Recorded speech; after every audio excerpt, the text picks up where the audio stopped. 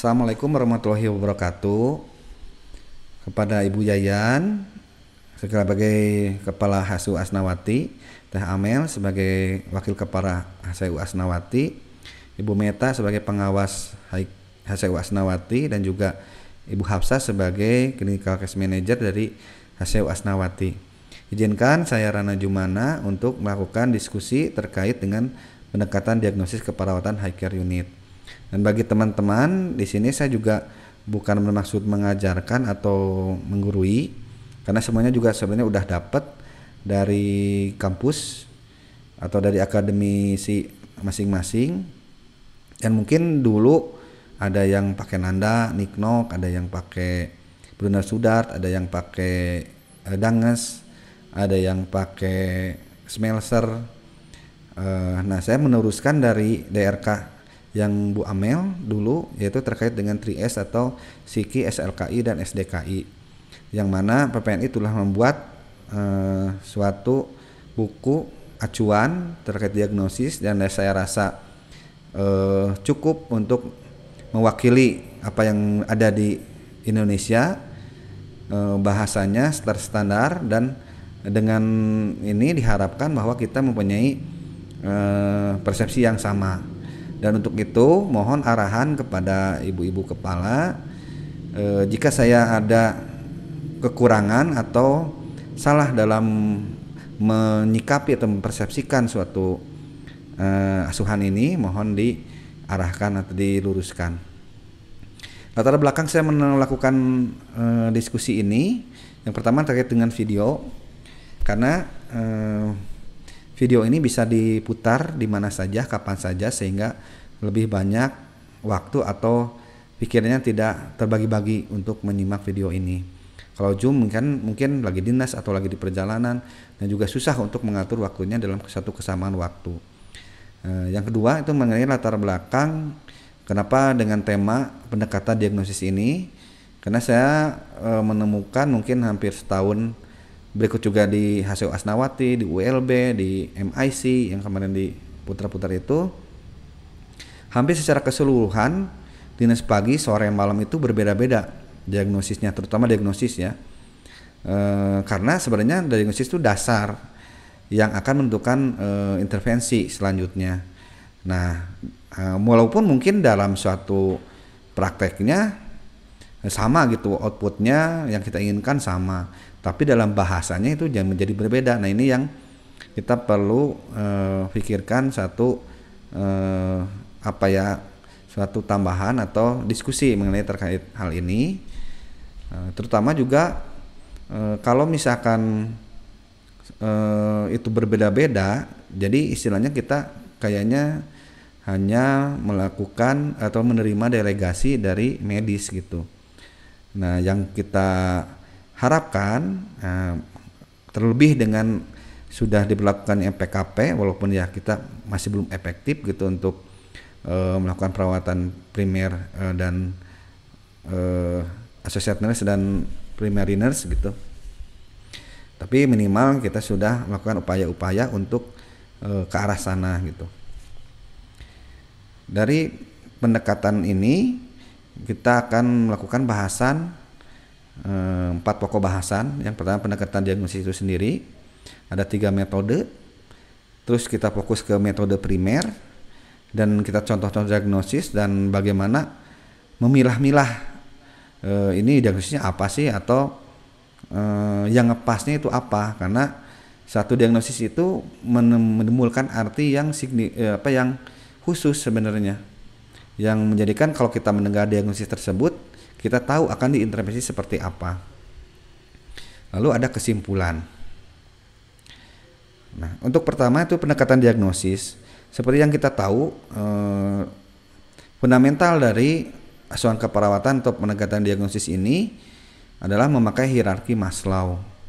Nah, Maslow menyatakan bahwa orang termotivasi untuk mencapai kebutuhan tertentu, dan bahwa beberapa kebutuhan itu harus didahulukan daripada yang lain. Maslow menempatkan fisiologis sebagai landasan utama atau dasar dari keperluan yang lain, yang di atasnya seperti ada rasa aman, ada cinta dicintai, ada juga penghargaan dan aktualisasi diri. Nah, permasalahannya ketika misalkan kita menemukan data 90% karena settingan kita high care, itu semuanya tuh fisiologis. Bagaimana cara kita memilah-milah apa diagnosis mana yang utama gitu. Diagnosis yang harus didahulukan, yang harus diberikan dukungan, atau diagnosis tambahan. Nah, yang kedua mungkin dari pendekatan masalah. Nah, pendekatan masalah ini biasanya lebih banyak juga dilakukan di ruangan-ruangan sebenarnya. Pendekatan masalah ini berdasarkan masalah yang dirasakan oleh klien. Misalkan dengan nyeri dada gitu. Nyeri dada kalau pesannya AMI itu memang harus didahulukan, itu nyeri akut. Nah, kalau misalkan tadi berbeda dengan yang hierarki Maslow, itu lebih umum, bisa diterapkan di mana saja sebenarnya konsep, karena diagnosis yang tidak terlalu memepet gitu untuk fisiknya. Nah, bagaimana dengan settingan high care? Nah, settingan high care itu kalau dalam teorinya saya lebih memilih metode primer. Ini sebenarnya hampir sama dengan penanganan di unit gawat darurat untuk penanganan mana yang didahulukan atau mana yang lebih mengancam jiwa dari semua fisiologis itu terjadi. Dalam metode primer ini ada airway atau jalan napas, ada breathing, ada circulation, ada disability, dan exposure. Nah, kesemuanya ini harus secara simultan kita kaji dan kita berikan intervensinya sesuai dengan data atau hasil pengkajian yang kita dapat. Misalkan ini kita fokus ke metode primer. Dari airway itu tanda-tandanya itu, jadi tanda-tanda pokoknya itu ada sumbatan jalan napas. Apakah ada sumbatan jalan napas enggak, ada benda asing enggak, atau misalkan lidah yang ke belakang, atau adanya wheezing, penyempitan jalan napas, atau adanya stridor, ada gargling. Nah, apakah misalkan pasiennya bisa batuk atau tidak, ini di airway. Jadi kalau misalkan kita kaji itu dimunculkan dulu airway-nya gitu. Kalau misalkan di airway-nya sudah dapat data, baru masuk ke breathing. Nah, breathing itu ada sesak napas, ada takipne, ada cyanosis, apakah pasien juga henti napas. Dan ini setiap poin-poin ini akan menentukan diagnosis yang kita ambil, yang akan kita dahulukan atau prioritaskan. Selanjutnya ke circulation. Circulation ini tanda-tandanya itu yang umum ada takikardia, ada nadi lemah, CRT lebih dari 2 detik, akral yang dingin, ada pucat, ada diaporesis. Dan ini menunjukkan gangguan pada jantung atau sirkulasi pada umumnya. Itu juga kita ada diagnosis dan intervensi yang khusus. Selanjutnya ketika 3 ini setelah A, B, C, kita masuk ke disability. Nah, disability ini termasuk dengan pengkajian kesadarannya, GCS-nya seperti apa, status mentalnya seperti apa. Nah, ketika ada ditemukan data, ini juga menjadi suatu acuan gitu untuk kita melakukan diagnosis keperawatan. Dan yang terakhir ada exposure. Nah, exposure ini dibagi 4, yaitu DOTS atau deformity, open wound, tenderness, dan swelling. Jadi kalau misalkan ada nantinya ada nyeri, ada luka, ada misalkan hal-hal yang lain yang dari pada 4 ini, kita bisa masukkan ke exposure. Nah, ketika sudah tergambar semua prinsipnya, tahapannya, maka di diagnosis keperawatan kita misalkan menemukan di permasalahan di airway. Maka misalkan pada pasien-pasien dengan batuk yang tidak efektif, ada banyak juga dahak atau sputum, itu ditegakkan bersihan jalan nafas tidak efektif. Kenapa harus pertama? Karena mungkin selain nanti terapi oksigen, yang harus masuk dulu itu adalah pembersihan dulu, bersihan jalan nafasnya. Makanya intervensi yang utama adalah manajemen jalan napas. Entah itu nanti manajemen jalan napasnya biasa gitu, atau malah manajemen jalan napas buatan kalau memang ada penghalang. Ya, ini masuknya ke airway. Terus ke breathing. Nah, di breathing ini ada gangguan pertukaran gas, ini yang paling umum saja. yaitu dengan intervensinya pemantauan respirasi, ada juga terapi oksigen. Ada juga pola napas tidak efektif dengan intervensinya manajemen jalan napas, sama dengan bersihan jalan napas, cuma ada perbedaan yang nanti ada aktivitasnya dilihat di psikinya ya. Juga ada pemantauan respirasi. Jadi kenapa sih kayaknya hampir sama ya gitu dengan gangguan pertukaran gas, terus pola napas tidak efektif, intervensinya kok itu aja gitu, hampir sama. Walaupun kalau misalkan kita lihat lagi definisinya itu sangat berbeda. Pertama, kalau misalnya bersihan jalan napas sudah pastilah itu gak ada gangguan di jalan napasnya, itu apakah bersihan atau benda asing atau misalkan penghalang, itu di bersihan jalan napas. Tapi kalau misalnya gangguan pertukaran gas dan pola napas tidak efektif, kadang-kadang bingung gitu. Nah, kalau saya lihat dari SDKI, ketika gangguan pertukaran gas itu biasanya itu ada hasil AGD atau misalkan CO2 yang meningkat, terus PO2 yang menurun. Nah, ini salah satu tanda indikasi dari gangguan pertukaran gas. Kalau kita sering perhatikan di monitor adanya banyak sekali atau fluktuatif di masalah saturasi, itu kemungkinan gangguan pertukaran gas. Nah, kalau di pola napas tidak efektif, ini sebenarnya perbedaan yang mendasarnya itu adalah kalau misalnya gangguan pertukaran gas itu ada gangguan di paru-paru, misalkan pneumonia atau misalkan infeksi yang lain yang menunjukkan bahwa ada gangguan terhadap masuknya oksigen ke dalam tubuh atau trapping CO2 yang tidak bisa keluar. Tapi kalau pola napas tidak efektif, itu tidak ada gangguan di paru secara langsung. Contohnya seperti apa? Kalau pola napas tidak efektif, misalkan pada pasien-pasien dengan CKD, dengan hasil AGD-nya malahan menjadi metabolik gitu ya. Terus juga kalau napas dia nyeri. Kalau misalkan napas ada terhambat, misalkan ada gangguan di bentuk dada, ada misalkan hambatan upaya napas yang lainnya. Nah, ini pola napas yang kita angkat. Nah, bagaimana kalau misalkan tandanya? Kalau misalkan lihat dari SDKI itu juga ada tanda mayor dan minor. Jadi kalau misalkan kita lihat lebih tanda mayornya itu kepada gangguan pertukaran gas, kita tegakkan pertukaran gas. Kalau mayornya itu melihat pola napas yang lebih banyak, maka kita angkat pola napas. Tapi kita juga melihat penyebabnya seperti apa.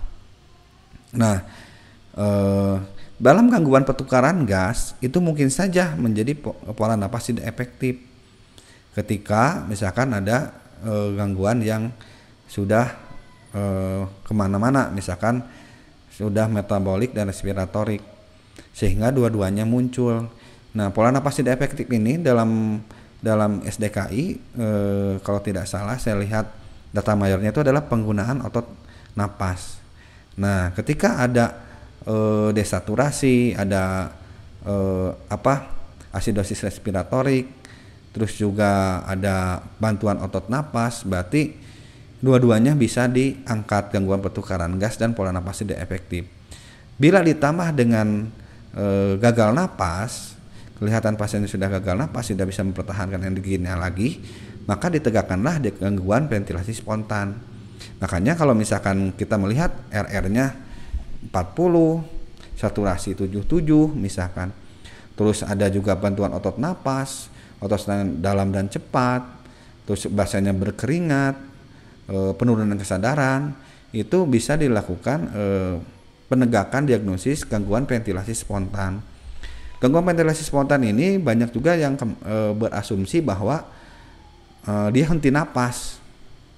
Karena sebelum itu kalau kita lihat dari juga dari SDKI-nya, kalau misalnya kita baca bahwa bukan henti napas gangguan ventilasi spontan itu, jadi ke arah sana, sehingga kita bisa melakukan intervensi yang tepat, yaitu yang salah satunya dengan dukungan ventilasi dan manajemen jalan napas buatan gitu.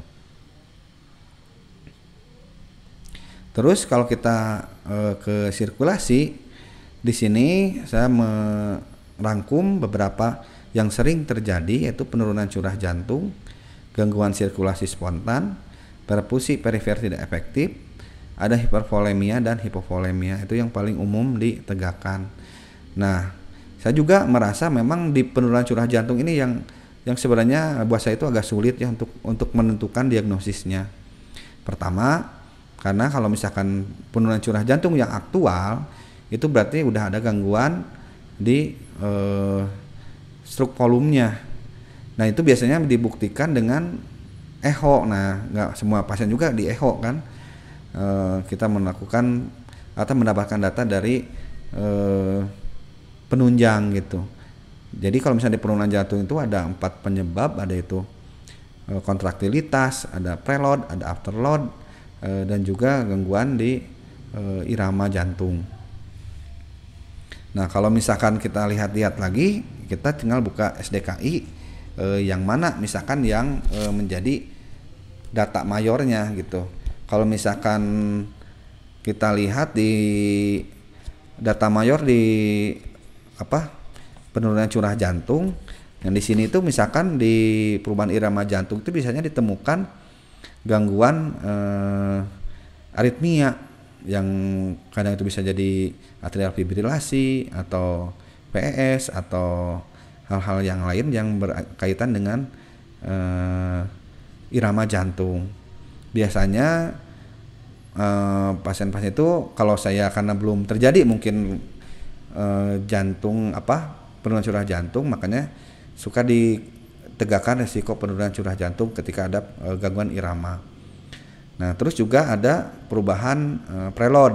Nah, preload itu biasanya ada edema atau bengkak pada ekstremitas, terutama biasanya ekstremitas bawah gitu ya. Dua-duanya ada distensi juga, distensi vena juguralis, ada juga peningkatan ya vena central vena pressure gitu. Terus juga di afterloadnya jadi sesak. Nah, ini juga kita harus ketepatan pengkajian. Memang kalau misalkan kita lihat pasiennya sesak, dan belum tentu juga memang ada gangguan di paru. Siapa tahu memang sesaknya itu karena dia ada penurunan curah jantung. Nah, sehingga bisa diangkat dengan pola napas tidak efektif kalau misalkan ada terapi oksigen.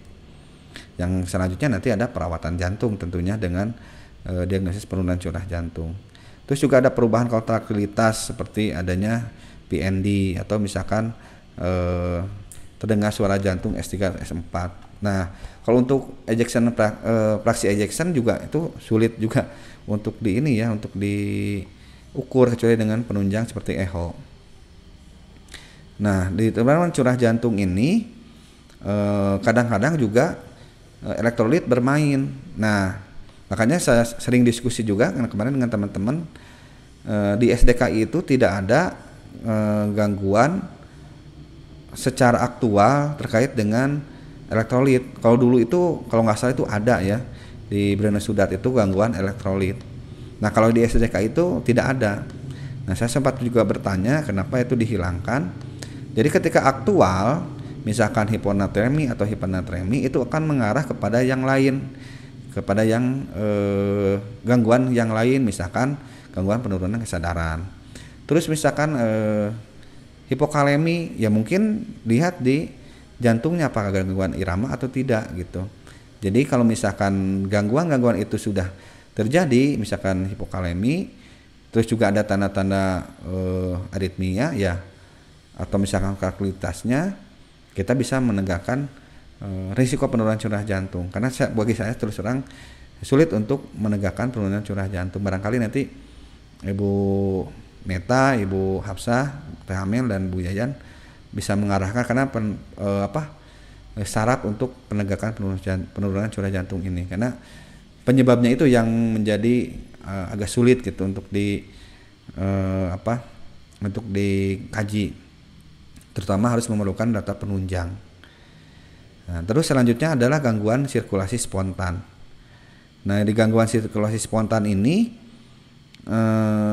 syaratnya memang berbeda dengan yang tadi ketika pola napas tidak efektif, terus juga gangguan pertukaran gas muncul, diagnosisnya 2 ditambah dengan ada tanda-tanda gagal napas, bisa diangkat gangguan ventilasi spontan, maka di gangguan sirkulasi spontan ini udah menunjukkan tanda-tanda shock dari sirkulasi gitu. Jadi makanya intervensi yang utama itu adalah resusitasi jantung paru. Selanjutnya adalah resusitasi cairan dan manajemen defibrilasi.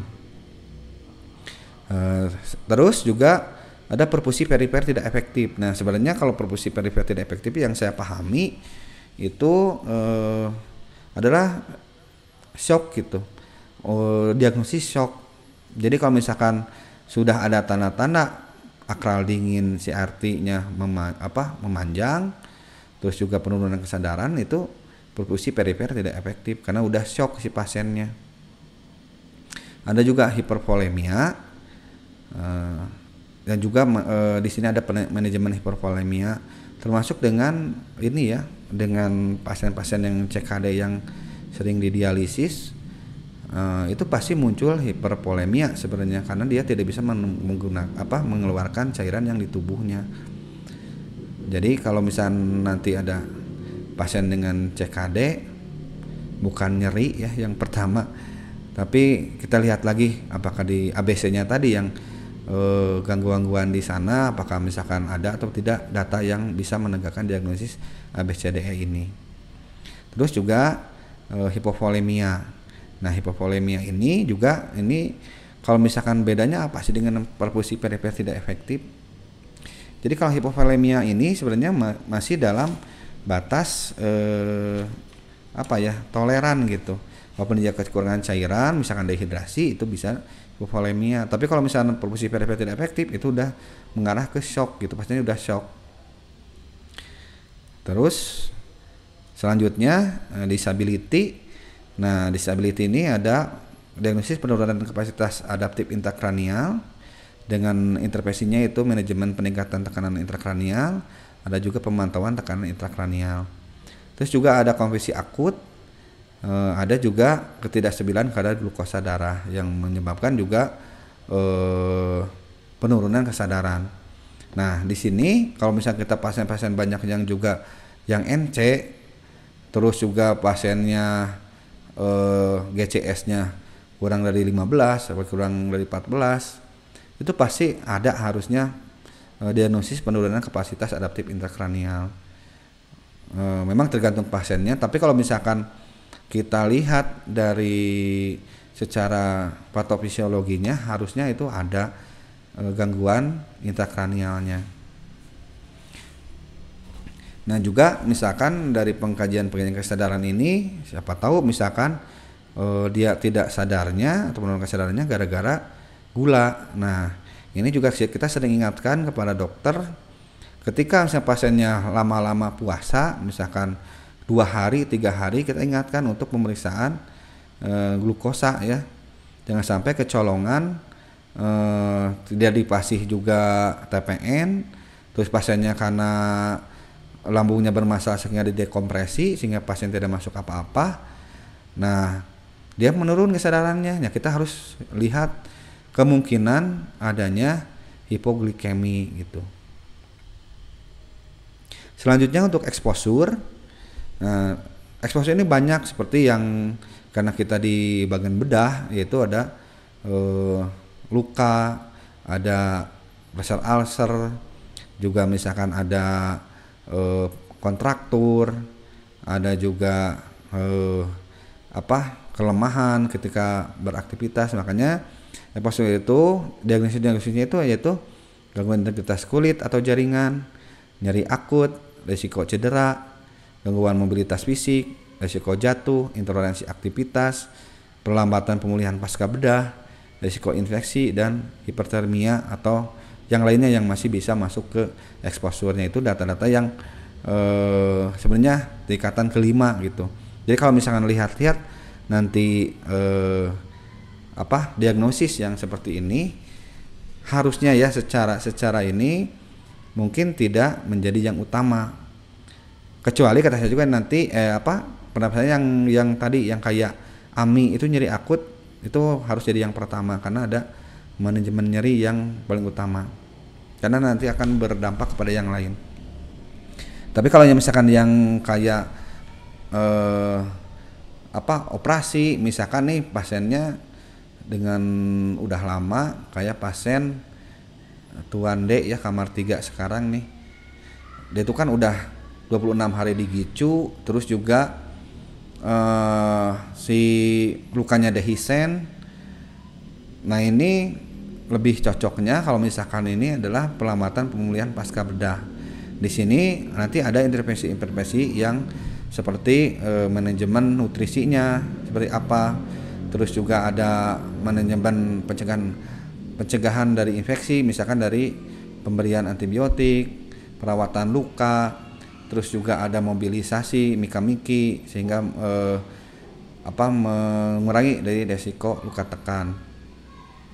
Nah, untuk yang semuanya ini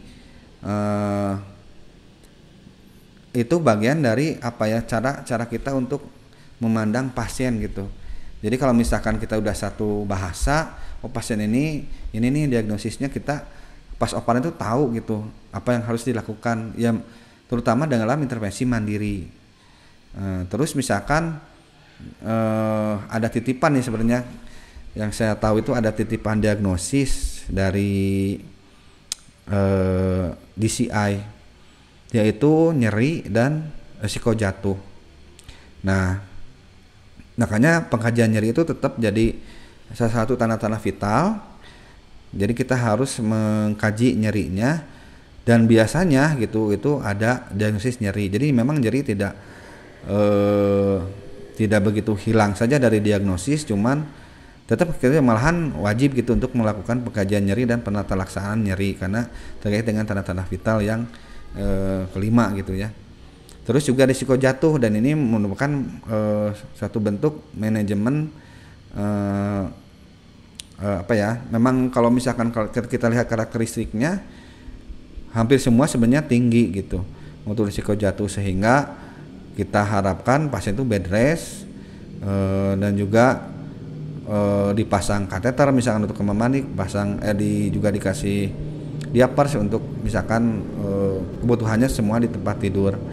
Nah, terutama pemantauan yang khusus seperti adanya konfusi atau gangguan di kesadaran diri dalam melihat kelemahannya. Nah, kenapa di sini tidak ada kalau misalnya saya lihat ada penegakan defisit perawatan diri. Seperti defisit perawatan diri ini sebenarnya sudah ada harusnya di intervensi yang lain gitu, di diagnosis yang lain, misalkan karena pasiennya dengan penurunan kesadaran, ya kita ada intervensi dukungan perawatan diri, dan itu mencakup kebersihan dirinya gitu. Terus juga ada perawatan tirah baring.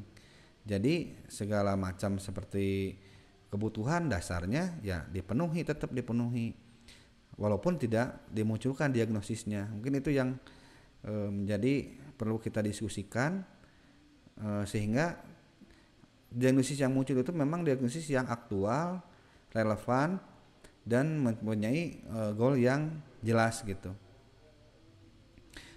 sehingga kita sama-sama mempunyai pandangan kepada suatu asuhan keperawatannya gitu. Mungkin kalau misalkan dari saya untuk diagnosis seperti itu pendapatnya.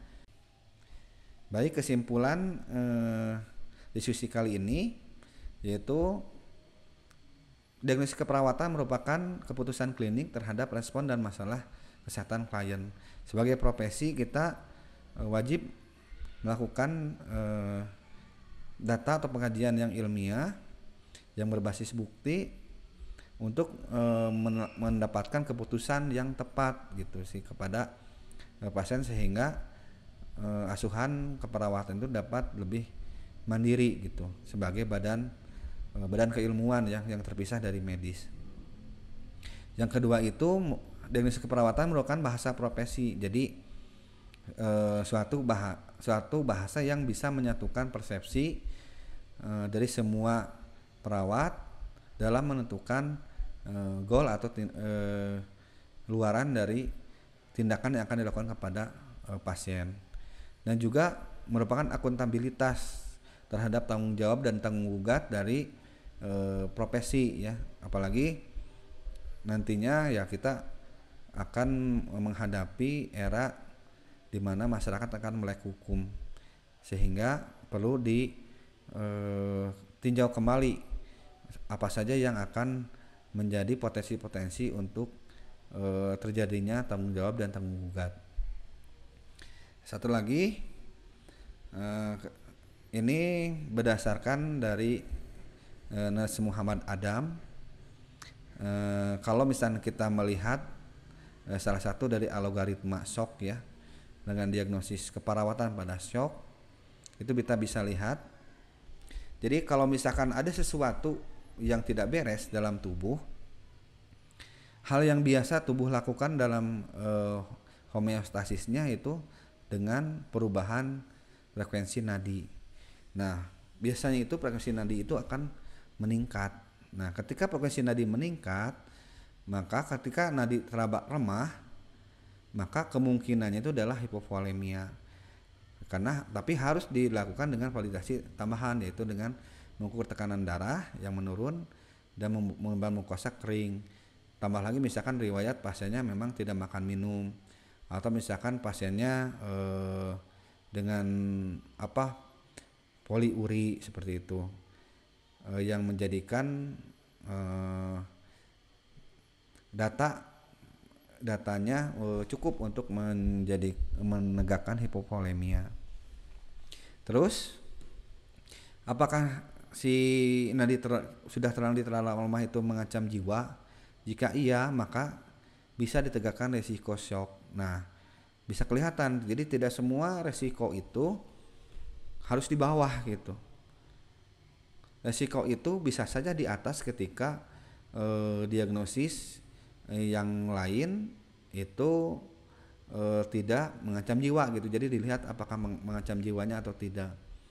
Nah, risiko shock ini berkaitan dengan validasi datanya hipoksemia, hipoksia, sepsis dan SIRS. Nah, kalau misalkan dulu kita mengenal ada 5 tahap diagnosis infeksi. Kalau tidak salah dulu ya, kayak Bruna Sudat dan Dungus itu ada potensial infeksi, ada resiko infeksi, ada resiko perluasan infeksi, ada resiko shock sepsis, dan ada infeksinya sendiri atau sepsisnya. Kalau di SDKI, ketika sudah terjadi infeksi, maka dia akan berubah menjadi diagnosis yang lain. Misalkan sudah infeksi nih karena pneumonia, maka ada gangguan pertukaran gas. Tidak perlu lagi diangkat resiko infeksi karena memang sudah terjadi infeksinya. Terus juga pada pasien-pasien dengan kelihatan ada demam, ada sesuai dengan QSOFA ya, maka bisa dilakukan resiko shock karena akan berindikasi kepada kejadian sepsis. Jadi kalau misalkan juga ada lukanya sudah terinfeksi, itu bisa saja menjadi resiko shock karena infeksinya, bukan karena keadaan lukanya. Kalau keadaan lukanya bisa ditegakkan dengan gangguan integritas jaringan. Terus ketika ditemukan data CRT yang memanjang lebih dari 3 detik, maka pasien itu didiagnosis perfusi perifer tidak efektif. Dengan validasi data tambahan itu akral teraba dingin, pasien juga pucat. Terus juga ada tanda-tanda penurunan kesadaran. Terus kalau misalnya nadi tidak teraba, sampai nadi tidak teraba, maka bisa ditegakkan gangguan sirkulasi spontan yang sudah aktual dengan penurunan kesadaran atau dengan udah unresponsif, pasiennya heart rate-nya sudah jauh menurun atau malah lebih meningkat daripada hipertakikardi ya, dengan lebih dari 150. Maka tahapan-tahapan ini adalah menunjukkan tingkatan-tingkatan diagnosis yang hampir sama tapi berbeda kita diambilnya. Kalau misalkan kita bahasanya ini risiko shock, maka pencegahan shock itu yang menjadi intervensi yang utama gitu. Kalau misalnya pasiennya perfusi perifer tidak efektif, pasti manajemen dari cairan ya untuk eh, menanganinya gitu, untuk misalkan dengan loading cairan, dengan misalkan apalagi dengan tensi yang kian menurun, dikasih juga vasoaktif gitu untuk pengobatan penunjangnya. Dan ketika misalkan gangguan sirkulasi spontan, ya kita harus sudah RJP gitu.